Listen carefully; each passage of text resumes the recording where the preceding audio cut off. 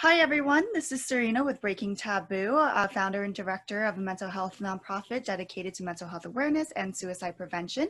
Today, I am sitting with Julie Nunn, who has been kind enough to give us some of her time and share her story around a variety of topics, including suicide, losing her brother to suicide, and experiencing rape and going through some PTSD and finally seeking out therapy. So, Julie, thank you so much for sharing Thank with us your you. story. But yeah, Julie, how are you doing today? I'm doing really good today. Yeah, I'm having a really good day today. Good, Looking great, very much looking forward to speaking with you today. good. Me too. So, Julie, you know how this goes. Why don't we just get started with Okay.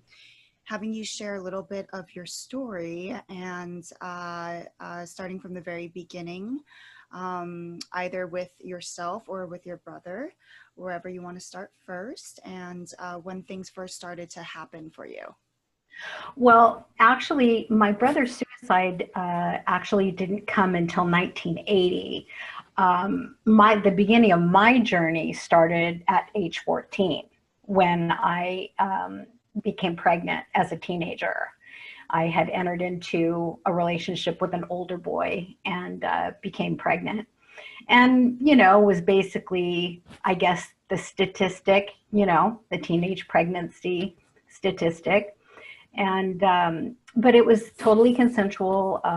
We thought we loved each other, as teenagers often do.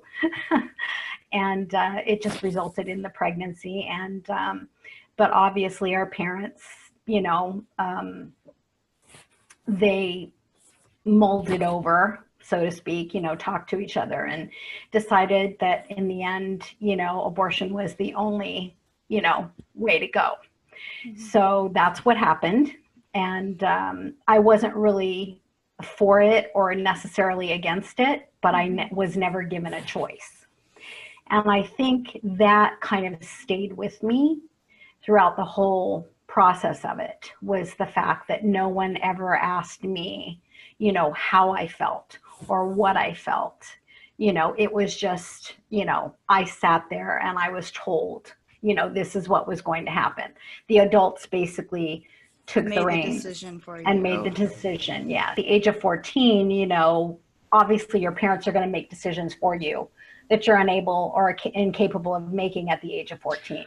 Well, yeah, that's But actually interesting because, I feel like that's a very traditional old way of parenting. That's how I was parented. And I actually suffered a lot of uh, depression and stuff because of it. The traditional way is that children are just children and they're incapable of their own thoughts and their own decision making. yeah, And I think we see that cross cultures, but even now, so I feel like in some Asian or Eastern cultures, that's still happening, and my voice was very much silenced growing up. I basically had no voice, so I know exactly what that feels like.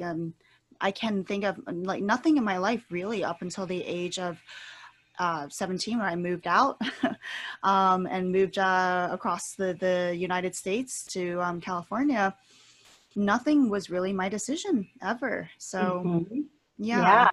And that's a major thing. I mean, I think if parents could really get that fact that, communication with your child, I mean, at any age, of course it has to be age appropriate, but I'm just saying, letting your child feel like they have some kind of say, I think is so vitally important because, you start to feel like a non-person, like, you're just this thing in the universe and you have to just exist, and that's so wrong because we're all human beings. We all have feelings, no matter what age we are.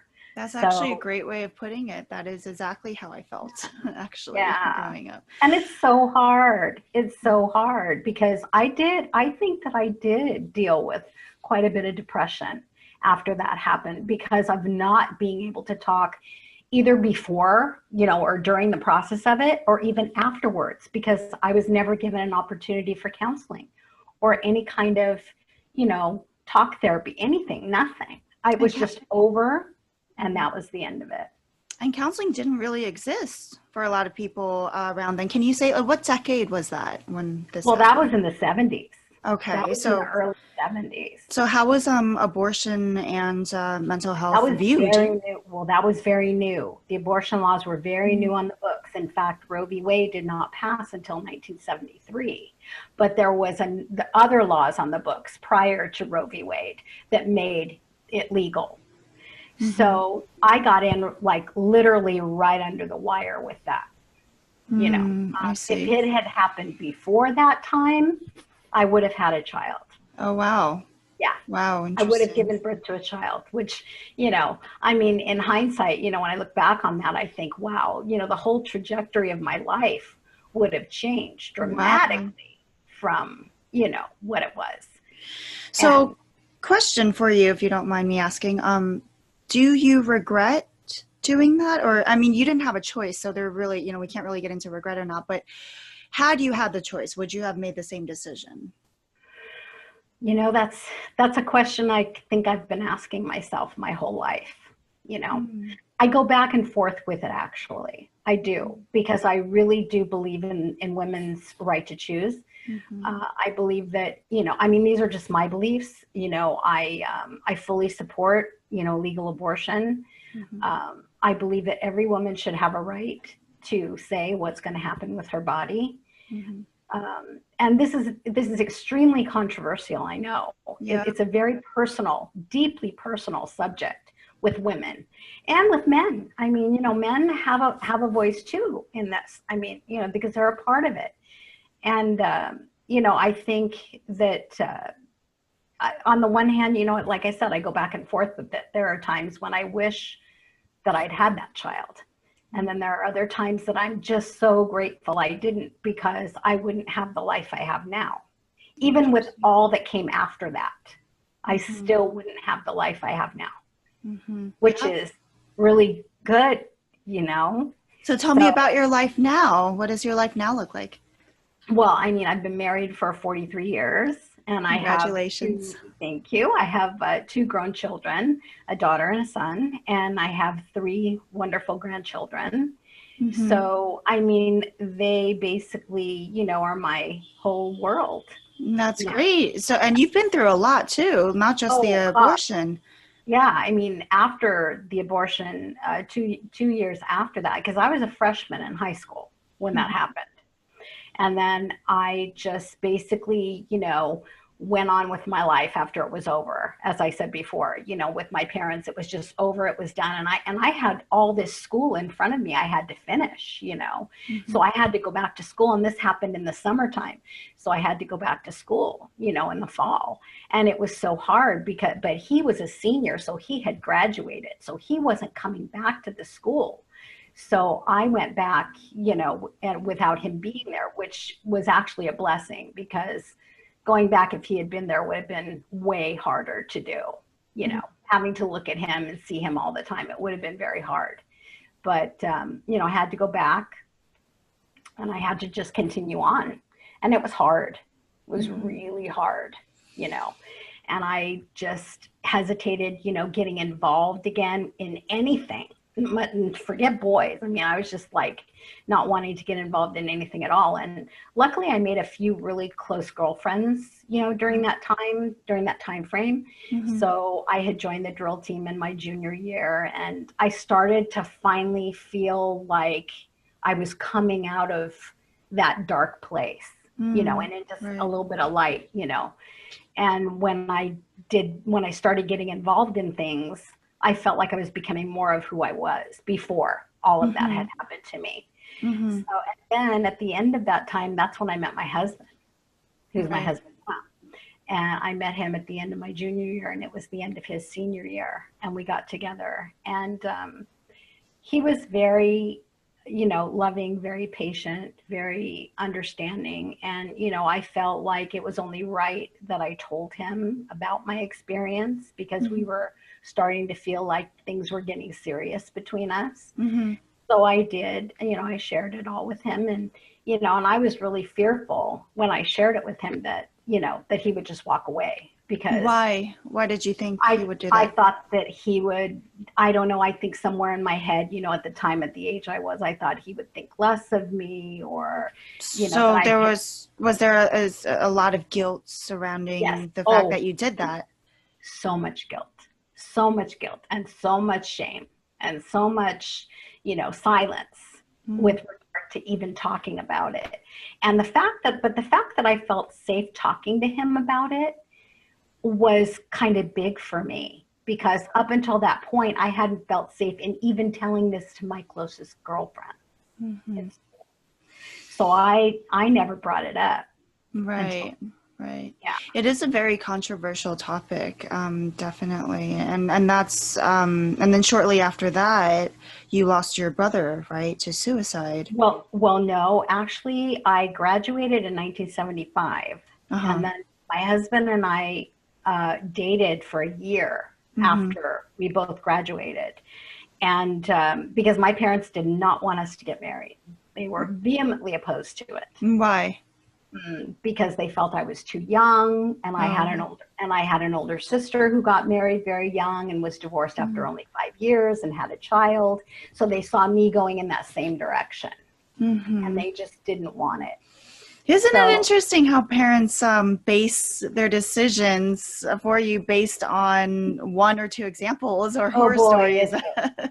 Or compare you to your sibling, Right, right, which is so very unfair, because we are nothing alike, right. completely diametrically opposed in our personalities in every way. Mm-hmm. So yeah, that was hard for me. But so I agreed to wait a year, and I said, if we can be together for an entire year and still want this, then I think that's more than sufficient time. Mm-hmm. So a year went by, and during that year, while we were dating, I had started a job working Mm-hmm. at an insurance company, and I ended up being sexually assaulted. Well, long story short, there was a meeting that I was being called to go to, and Mm-hmm. it was at a local restaurant that was nearby the office. And so I was told that, I had to attend it. Well, all of the men in the office were old enough to be my father. So I Mm-hmm. felt relatively safe working in that office. Mm-hmm. And I'd been working there for a while. So I didn't feel any red flags or any, weirdness going on. I never felt anything like that at all. And so I agreed to go to this meeting. Mm-hmm. And I thought that I was just going to take my car. Well, one of the men in the office said, well, this is silly, that we're all taking separate cars. You can just come in my car. Mm-hmm. So Hmm. I didn't think anything of it. That seemed perfectly plausible to me. How old were you? I was 17, Oh, okay. 16, 17. Mm-hmm. Yeah. Mm-hmm. And so I got in his car and off we went. And I thought that that's where we were going, was to this restaurant. Well, we stopped at a liquor store, Mm-hmm. and he was a smoker. So I thought he was going to just go in and buy cigarettes. I didn't question him. He just went in. And when he came out, he didn't have, well, he may have had cigarettes, but he had a 6-pack of beer, and he just threw it in the back of the seat, and off we went. And now we were going in a direction that I didn't recognize. And I just said, okay, where are we off to? I mean, where's this restaurant? And he said, well, we still have time before the meeting, so I thought we'd just wait down by the beach. Hmm. Well, I mean, I love the beach. So I thought, well, okay, we'll Right, just sit there right. and wait by the beach. So we go down by the beach, which wasn't far from the office or Mm-hmm. anything. Young and So, naive. Yeah, right, that's. exactly. Mm-hmm. Totally suckered me in the whole way. I probably would have thought the same. But it all seemed so perfectly innocent. I mean, it was really not that big a deal. But And you then we trusted him. Yeah. exactly, yeah. And then we got to the beach, and we're sitting there in his car, and he began drinking the beer. One right after the next and after the next. And we weren't really talking about anything in particular, just work related stuff and how beautiful the beach was and so forth and so on, just chatter. Mm-hmm. And finally, but then that's when it started to feel weird to me. Like, Mm. I don't like that number one, I didn't like the fact that he was drinking because he was driving. So I thought, enough is enough. So I just told him, I said, I really think we need to get going now. I want to get to the restaurant. And so he didn't argue with me. He just started the car and off we went, you know. Mm-hmm. So we are driving and we're going in the right direction now. We're going toward where the restaurant, because I knew the vicinity of where the restaurant was. Mm-hmm. So we're stopped at a stoplight. And out of nowhere, this man just reached over and threw his hand completely down my top and totally groped me. As he was still on driving?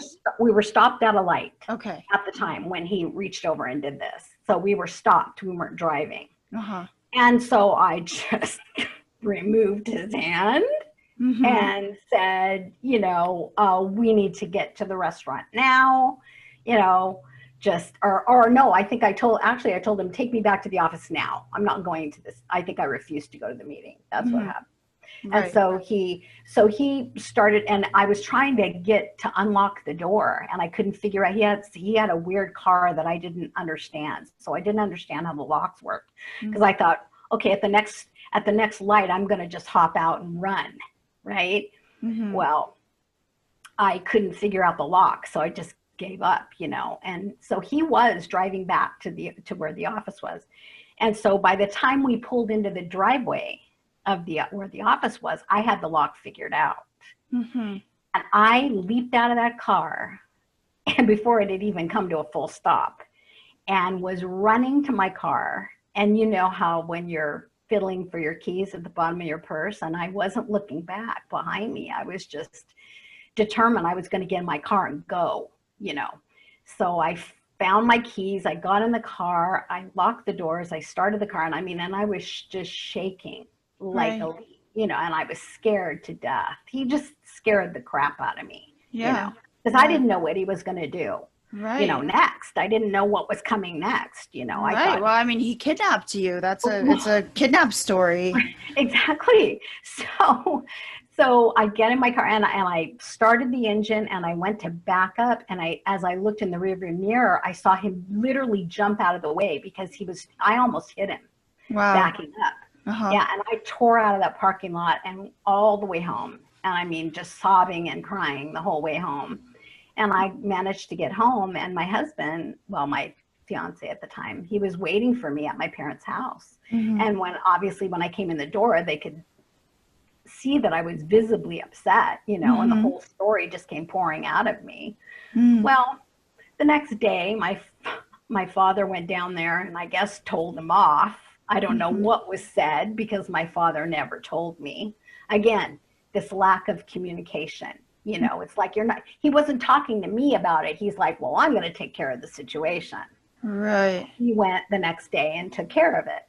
And so he basically demanded my pay and told the guy, you know, don't you ever say anything about this or whatever, I guess. And so that was the end of it. And again, here was a situation where I had been traumatized, and I wasn't like, after it was over, it was over. And I wasn't able to articulate it really. I mean, I did to my husband, well, my fiance at the time. I mean, we talked about it, but I mean, I wasn't talking to anybody professionally about it. Well, I mean, were there many services? Were there a lot of therapists back then? Wasn't even discussed. And I think my dad had a real thing about that anyway. I think he thought it was just a waste of time, and, you know, why are you going to spend your money on that? And, you know, he had that kind of a mentality about it, you know. A lot of people still think that. Yeah, a lot of people do. And that's the stigma that comes into play. Right. And, you know, I think had it been my mother on her own, I think my mother might have intervened had the situation been different, because I think she really would have wanted to help me in that regard. I don't think she would have, you know, dismissed it. The idea of going to therapy. I don't think she would have ever dismissed it. But she listened to your dad, I'm assuming, because you had a traditional family, and the woman's supposed to listen to the man. It's still very much like that in many cultures as well. I mean, there was very much like that. My mother didn't find her voice until many years later. But Are she, your parents still together? my parents are now deceased, but my Oh, parents actually, on a side note, my parents divorced after 43 years of marriage. oh, Just wow. the same amount of years I've been married. They got divorced Wow.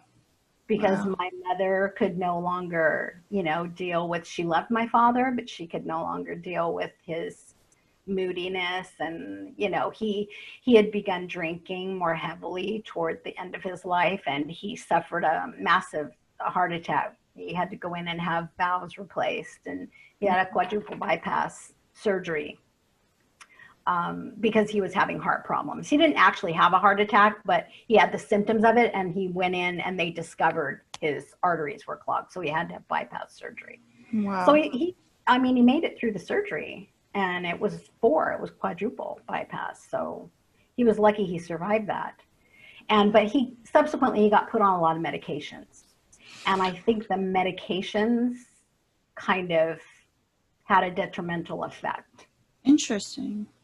You I mean think. to his psyche? You think the medications actually made I him think more so. depressed, or But and you're talking about heart medications? yeah, medications for his heart and his blood pressure and things like that, to even it out.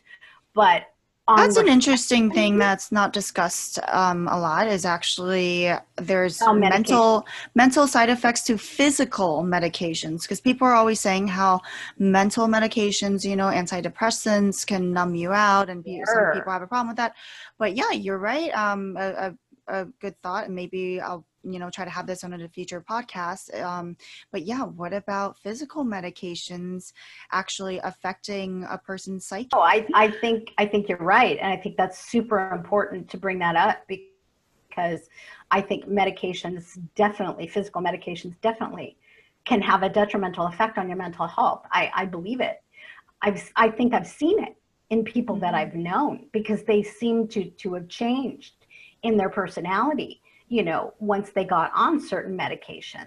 Mm-hmm. Or they weren't like that before. Now, I mean, listen, everybody goes through growth and change, it's part of our lives. But when it's dramatic like that, and after you begin a medication, that's why doctors always tell you to be very careful and cautious right after you begin taking, especially a new medication, because there are side effects.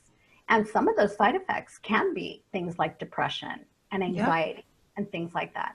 Now, with that being said, looking back on my father and my whole life and how he was, I think that he may very well have been a manic depressive Mm. and just And why do you say that? Like, what are because some of the symptoms that you saw? he would have tremendous highs and then come crashing down I see. and have tremendous lows. And that was his cycle of personality, especially in his later years, and especially after he had the heart problems. Mm. So I think, and he was an only child, Mm-hmm. and raised not by his parents, raised by an aunt. I He had an see. alcoholic mother, and I believe my grandfather. And I knew my grandmother later in her life on my father's side, but I never knew my grandfather. Never knew Mm-hmm. him. He died before I was born. So there's alcoholism runs in our family. It I does. see. It does. And so it's there. And your father went through something significant as well. I mean, since you lost your brother, he lost his son. That's not easy to deal with, for Oh my anyone. gosh, jump to that. After my husband and I got married, we'd been married for about 3 years. And at this point now it's 1980. And we had a daughter, and she was 3 at the time Mm-hmm. when and it was December 1st, 1980, when we got the news that he had jumped from the bridge, And what bridge was this? the Golden Gate Bridge in San Francisco, Which is which a meant, very popular, oh yeah, yeah, suicide bridge, it actually. is. It is. And it was unreal. I mean, in the beginning, the first few days after we got the news, Mm-hmm. was like we were living in a dream state. It was like we couldn't, because they were dragging the bay. They never found his body. They never So found it? so we never had closure. And I had people come up to me. I will never forget it. I would have these people, when I would tell that story, they would say to me, how do you know he's really dead? If there's no body, how do you know he's dead? He could have just walked away. You know how many people have said that to me? Mm-hmm. And what do you think when they say that? Oh, it's crushing to me, because the kind of person that he was, knowing the kind of person that he was, there's no way he would ever do that. There's just no way. No way. There were specific reasons that he did what he did. And if people had known him and known the way he felt about certain things, they would have never assumed that he could just walk away. And get a new identity, start a new life. I mean, this isn't fiction. This is real life, I mean, mm-hmm. I'm not saying that there might not be people that have faked their own death. Right. But why would he? Right. That. And why would he? Exactly. He had a child on the way. So how was it reported then? How did the police discover? A jogger on the bridge found a sea bag that he had left behind. Found a what bag? It was a sea bag. He was in the Navy. He was in the Coast Guard at the time, but he had served in the Navy mm-hmm. on an aircraft carrier. Mm-hmm. So he had a sea bag that he carried around, like a duffel bag, and he had all his personal effects in it. He was like Mr. Magoo. He couldn't see 4 feet without his glasses. His glasses were in the bag, his wallet, his keys, very little money. There was the 19 pages of typewritten letter that I had told you. It was like a manifesto. Mm-hmm. And there was a small spiral notebook where he had written down when the tides were going out and when the tides were coming in. Interesting. And why does that matter in this case, the tides? I think he wanted to make sure that when he hit the water, he'd float out to sea. And there would be nothing left. I see. I don't think he wanted to be found. I don't think he wanted anything to be left of him once he was gone. I think it was a very calculated, very well thought out suicide. And the manifesto helped too. I mean, you told me last time, but our audience doesn't know. So what was the manifesto briefly? Well, a lot of it, when you read it, to someone who didn't know him, it would probably sound like rambling, but knowing him the way that we knew him, it kind of made a strange sort of sense, because he was very idealistic. Mm-hmm. He looked at the world through rose-colored glasses. He wanted peace for the world, and which, I mean, my goodness, don't we all, mm-hmm. I mean, the things he wanted for his life and for the world were not, unheard of things to want. Everybody wants those things. Mm-hmm. But he felt like, because Reagan happened to be the president at the time, he was vehemently opposed to Reagan's view of mm-hmm. America, so to speak. And it troubled him. Deeply troubled him. I mean, he almost looked upon Reagan like you would the Antichrist.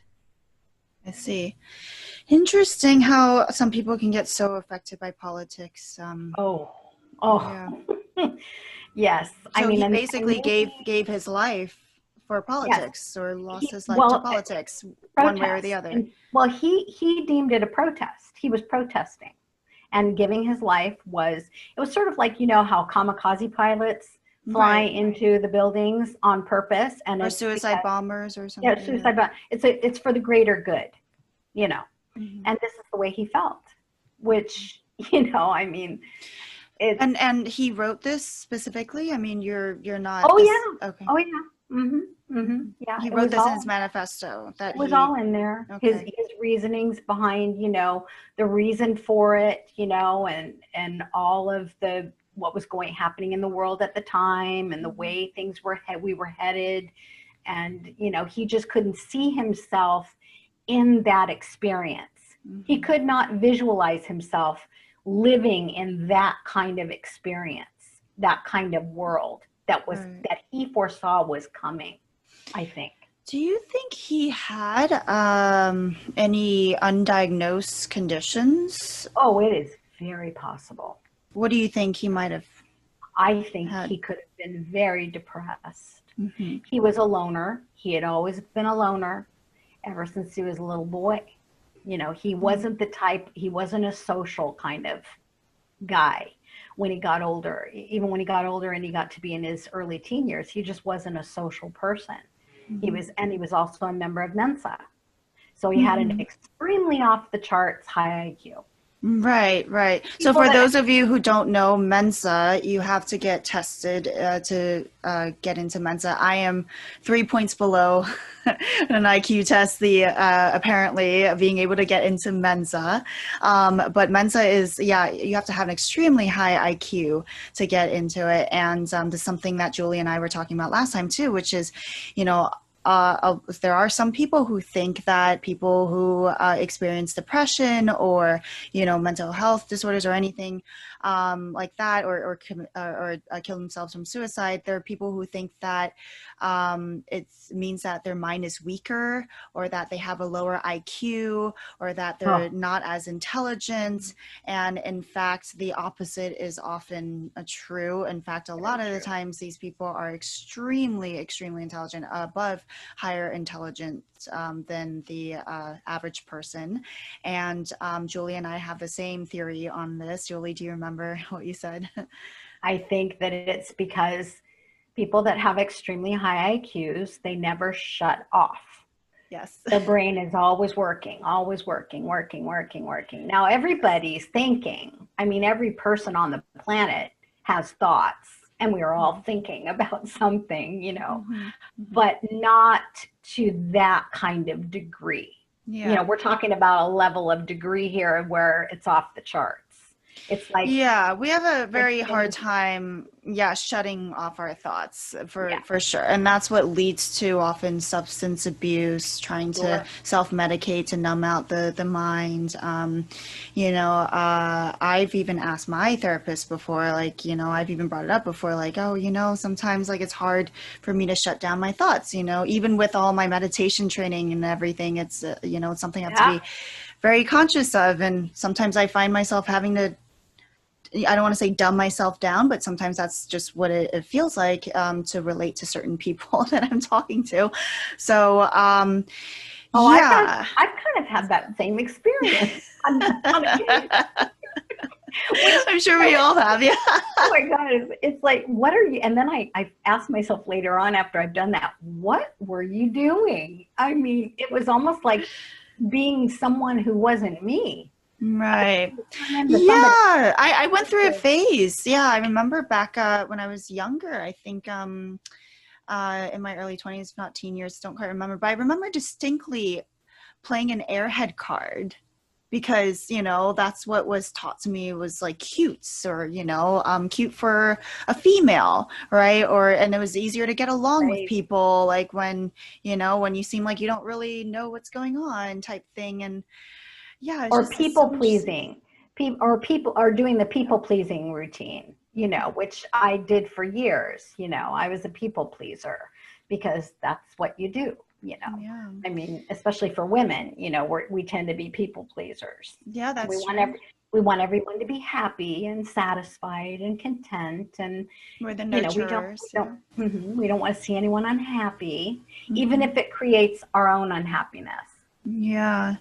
And Well, I mean, if we could get into, how did you, because you seem like you're very happy now, right? For the most part, for the most part, yeah. I have my moments. I have my moments. I do. I still struggle with it. You know, I don't see my therapist on as regular a basis now, only because that was a mutual decision that we made because, you know, after I wrote my memoir and got rid of a lot and purged a lot of, you know, what I had going on. Which And writing, by the way, oh, is like one of it the was my best, salvation. It was mhm, my the salvation. best forms of therapy. Yeah. Hmm. Oh, yeah.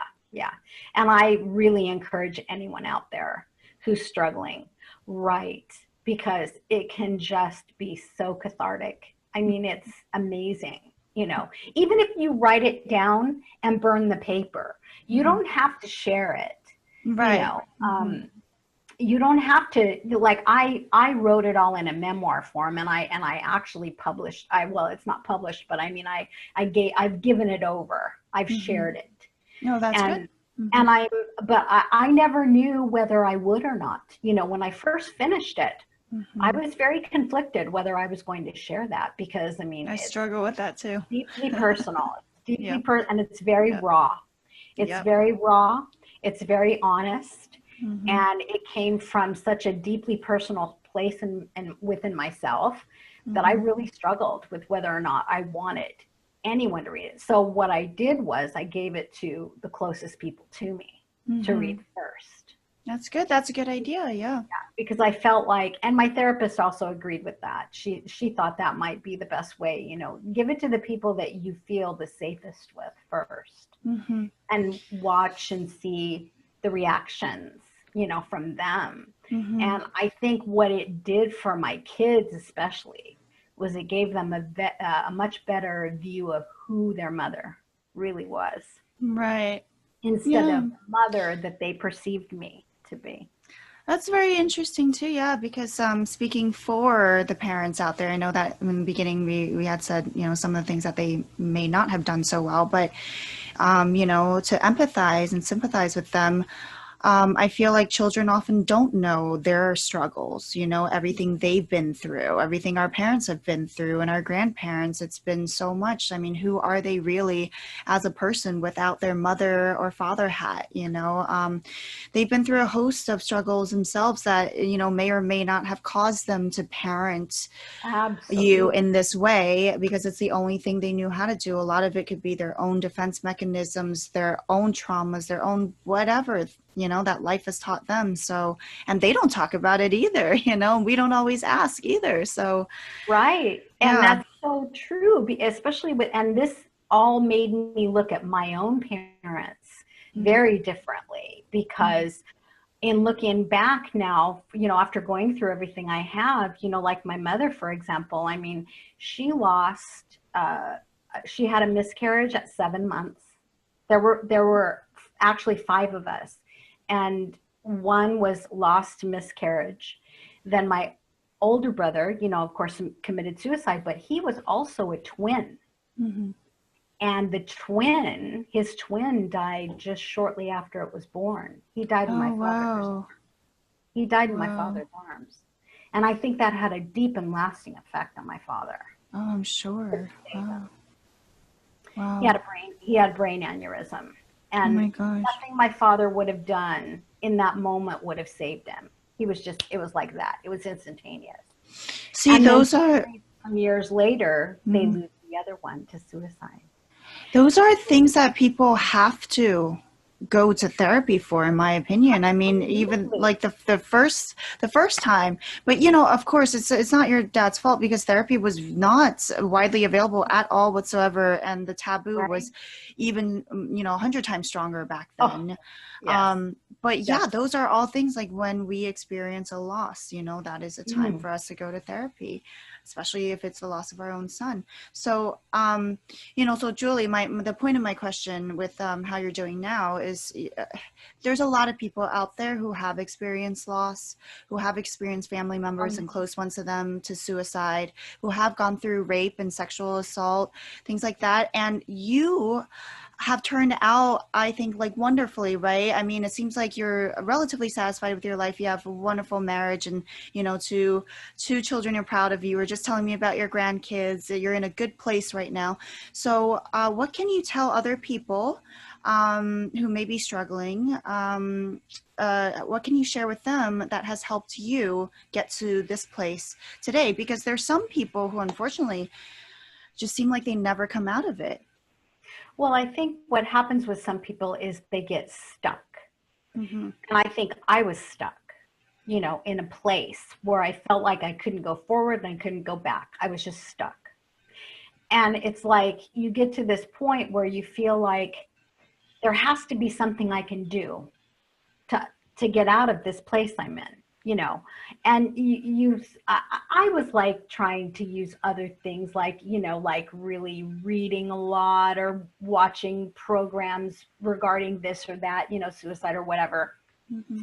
And nothing was really getting me the help that I really felt like I needed. It just wasn't, nothing I was trying to do on my own seemed to be working for me. And what And decade was this? well, that was all the way through my whole adulthood. I mean, I just got deeply into therapy the beginning of last year. Oh, So wow.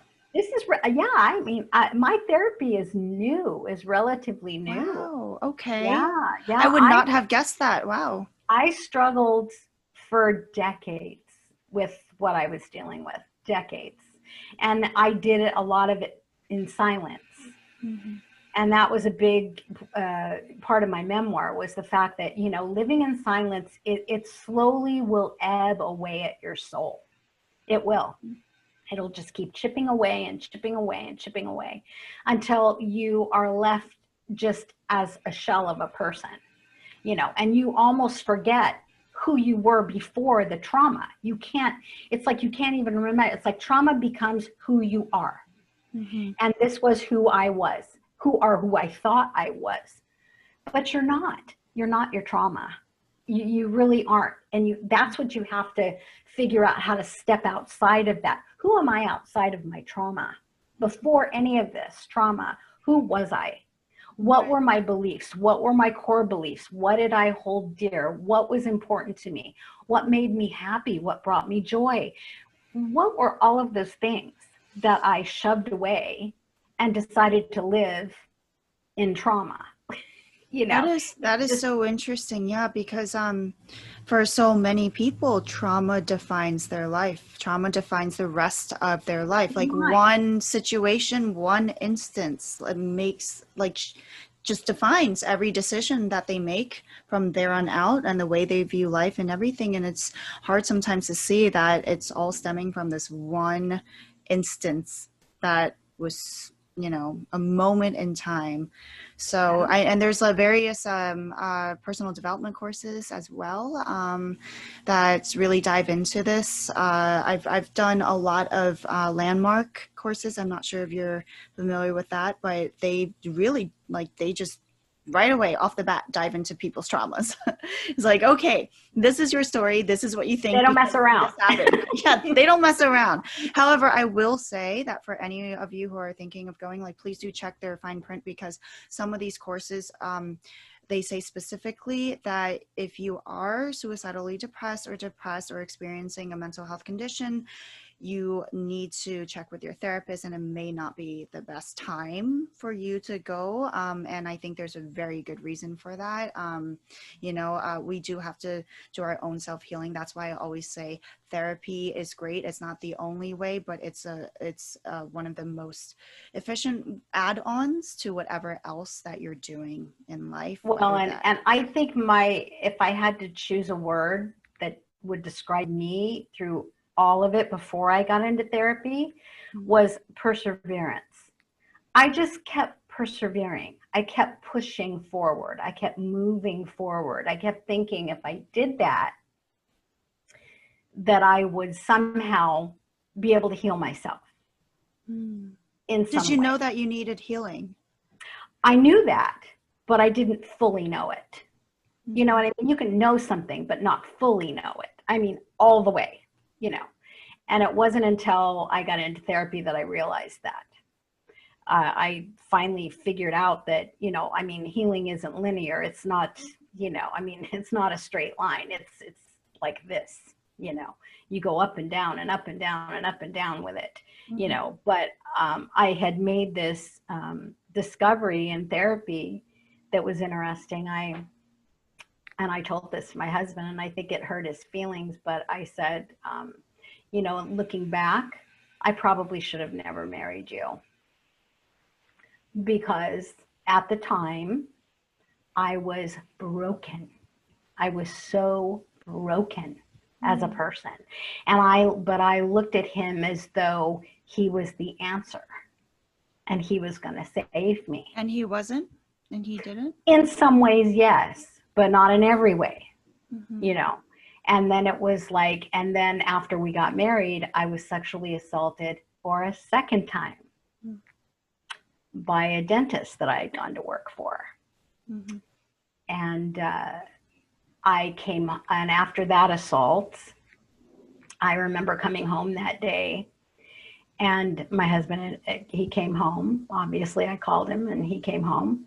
And I remember very clearly saying to him, I do not want to go back into the workforce. I just want to be at home. I want to be your wife, and I want us to have a baby. So you think So that that, came from fear and the mhm, trauma? yeah, If that oh had yeah, not happened, you would still be in the workforce. probably. But I see, again, I was grasping at these things that I thought were gonna do the healing. But Right. but all I did was I took my husband and my kids on my journey with me of trauma. Interesting. And do you think it gave them extra work to handle you? Oh yeah, because I wasn't, I know I probably could have been a much better mother had I gotten into therapy sooner.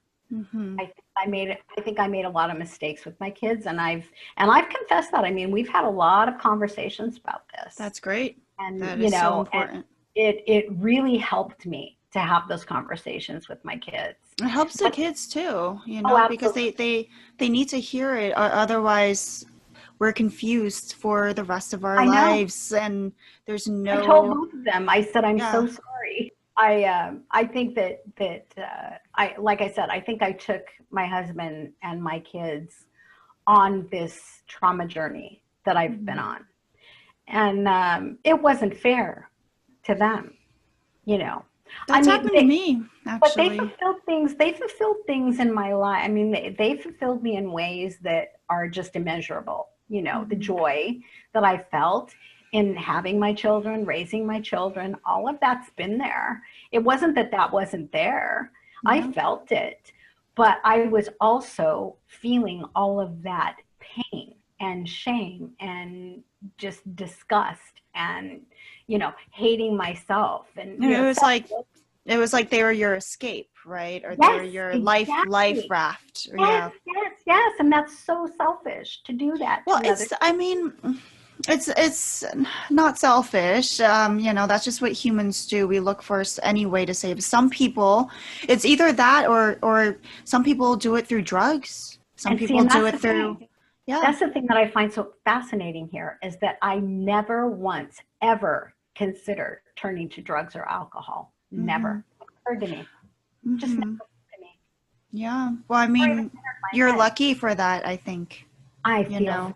blessed that Yeah. I was never Because at least a all of that. family is, a foundation that you build on, and now you have a Exactly. family, whereas if you And went that's what the I drug did. route, yeah, you don't really, drugs don't grow for you, all they do is Right. bring you down. And so I um had all of this positivity coming from, and my husband was very patient and very supportive and always there for me and mhm. giving and loving and all the things that you want in a mate, That's wonderful. Yeah, I mean, like blessed personified here, Hmm. and my children are just my whole world, Hmm. and if it had not been for them, I probably may have gone in that other dark direction, but I had a purpose. I had a Yes. meaning. I had a meaning to my life. Where a lot of people, when they get into that dark place, they don't have that. So Hmm. that's where, maybe drugs and alcohol might come into play. And had I not gotten married, not had my kids and experienced those things, I very well could have seen myself falling into that abyss of drugs or alcohol or any of that, or any number. Yeah, I could have become promiscuous, which happens with a lot of rape and sexual assault victims. that's true. Yes. Very normal response to Hmm. go the other direction. Hmm. Some of Yeah. those became sex workers. You know, Right. Right. I mean, I think I've heard so many people that have gone through trauma say that having a support system is so Oh, it's important, you key. know? It's the Yeah. key. Yeah. But also, interestingly enough, I've also been on the other side of that where, I've been in a relationship where the other person had a lot of trauma. And Mhm. I've been on the receiving end of what it's like to deal with someone who's constantly triggered and yelling at you and, just laying all of their pasts, onto a relationship and then hoping that you're going to save them, and it's not fun either. So it's interesting. It's almost like a catch-22. Support system is good, and if you don't heal yourself in your own way. Luckily, I was able to, after begging him many times, able to get him to seek out therapy. But if you don't try to heal yourself and really take a hard look at your past and what you need to do to heal your own self, then all that's just going to get laid on to whatever relationship you end up going in. So yeah, I can Yeah. understand it from both sides. Yeah. Yeah, well, wow, yeah, and that's why there are times, that I think like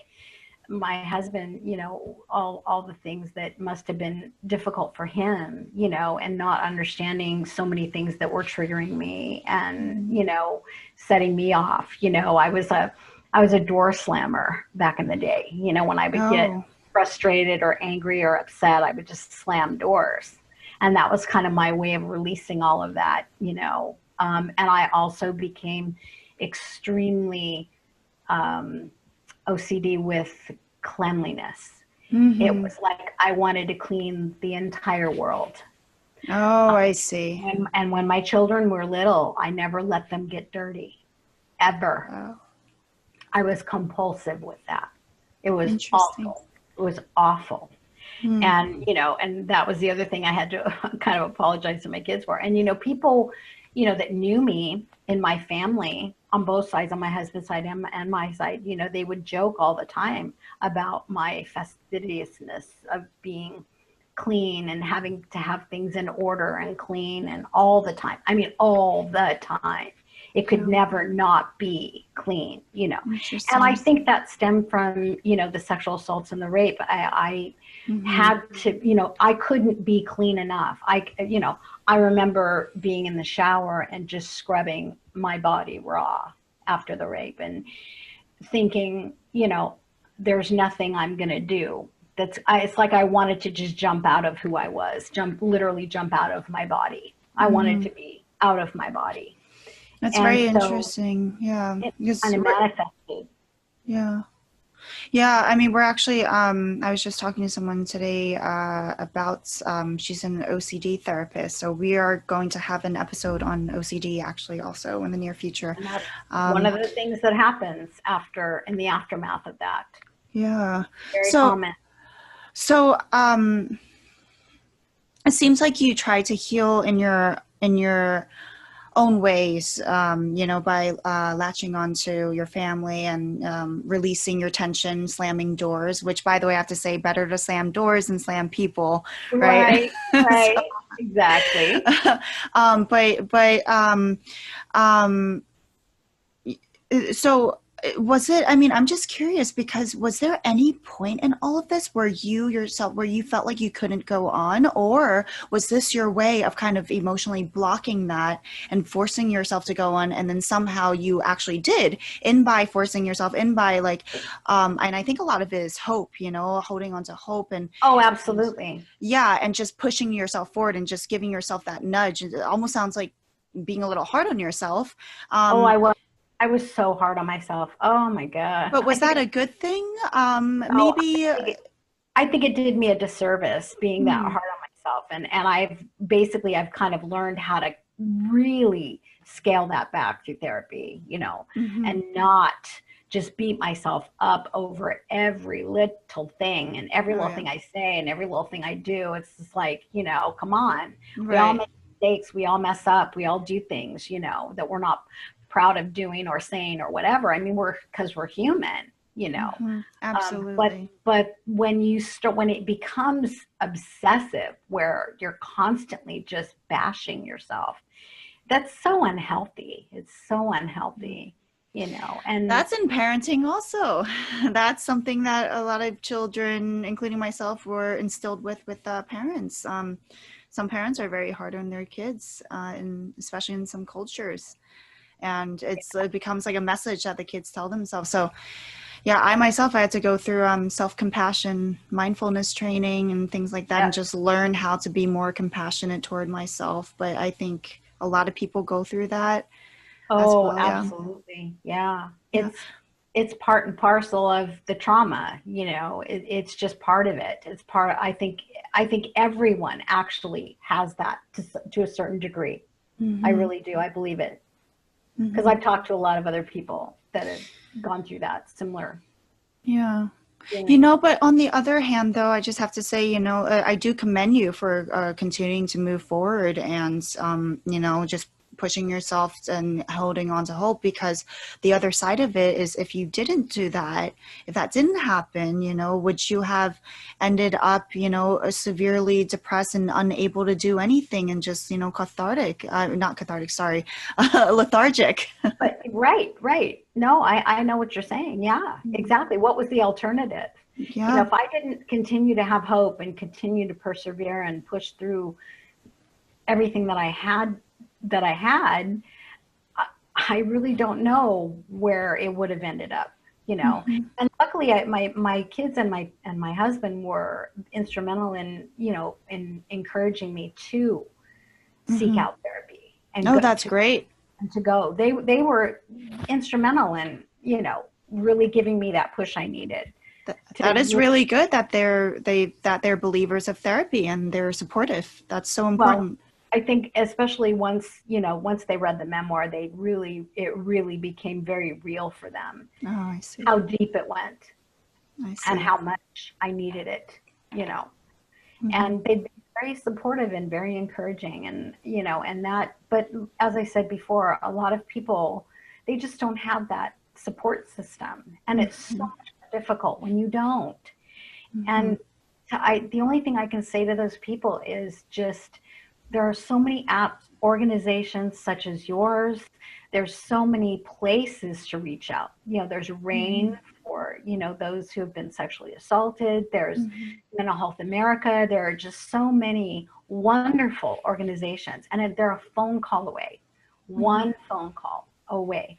And there's a person on the other end that's going to listen, that's going to make you hear, that's going to make you know that they're hearing Mm-hmm. and that they understand, and that they can help you, you Right. know. But Absolutely. it's just picking up that phone, it's breaking the stigma of it too. Mm-hmm. Mm-hmm. I mean, because people get it in their heads that, like you said before, that they're weak, or they're not all mentally there, which is a lie we tell ourselves. Mm-hmm. That's not true, because I think everyone has mental health. Everyone. Of course. Yeah. Everyone has it, just like you have physical health. Yep. It's one and the same. It's one and the same. And Mm-hmm. society, I think, has not looked at it that way. Mm-hmm. I think that it's time to break That it. is that is what we are here to do, everyone. Yes. So There's nothing more. wonderful. Yeah, Nothing. with that said, I don't think I could have ended it on a better note. um, yeah, absolutely wonderful, Julie. Thank you so much. Thank you so much for sharing your story and your experiences. I really hope that our audience gets something out of this and out of all the podcasts that we're coming out with, and continue to break the taboo around these topics, and continue to heal, take care of yourselves, and know that you are not alone. We are right there with you, and there are many wonderful, unique people out there that have experienced a lot of unique stories, and we are here to share them. So thank you so much, Julie. Do you have any last words? Just keep the faith and keep hope, and know that there are people that out there that do care and they want to help. And when you're ready, share your story, because everyone sharing their story, it's like has a cumulative effect. One person shares their story, then another person feels brave enough to share their story, and on it Absolutely. goes. and on it goes. Absolutely. Kind of like reminds me of the Me Too movement, actually. Right. When one person started, someone else started, and someone else started. And actually, and then what happened was, and then I became brave enough to, finally realize that I had gone through that as well. And now here we are with Julie, and Julie sharing hers too. So Right. wonderful. That's Great. it. Well, Okay. thank you so much, Julie. Have a Thank wonderful you. day. It was a pleasure You too. having you. Bye. We'll be Bye. in touch. Bye. Bye, everyone. Have a great day. Bye.